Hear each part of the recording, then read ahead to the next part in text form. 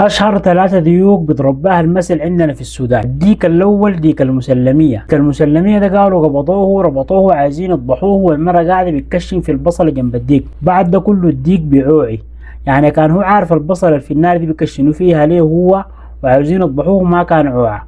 والمثل السوداني بيقول ليك الزول ده زي ديك المسلمية، بصلته في النار وهو بيعوعي، يعني زول ما جايب خبر للدنيا. الديك التاني ديك البطانة، قالوا ده قبضوه وساقوه السوق عشان يبيعوه، ها في السوق ما جاب سعر كويس، جابوه البيت وفكوه، وقالوا اخوانه الديك اتلملموا وجو يسالوه على المدينة والسوق والحياة الشافن في الشارع، فقام قال لهم والله ساقوني راسم دلدل لي تحت وجابوني راسم دلدل لي تحت وما فاهم اي حاجة. والمثل بيقول ليك الزول ده زي ديك البطانة ما فاهم اي حاجة. الديك الثالث هو ديك العدة، ده قالوا طالع فوق الترابيزة اللي فيها العدة اللي هي الاواني، كان خلوه طالع في العدة كان طردوه أو حاولوا ينزلوه ممكن يكسر العدة. والمثل بيقول لك الزول ده عامل زي ديك العدة، خلوه ما تسألوه. يعني في الحالتين الخسارة واردة. الأمثال الثلاث دي بتجسد عبر شخصيات الديوك أنماط بشرية متكررة تستخدم في الثقافة السودانية لتوصيف سلوكيات الناس بطريقة صاخرة لكنها دقيقة. ديك المسلمية بيمثل الإنسان القافل عن مصيره والما مدرك إنه الخطر محيط به ومستمر في التصرف وكأنه ما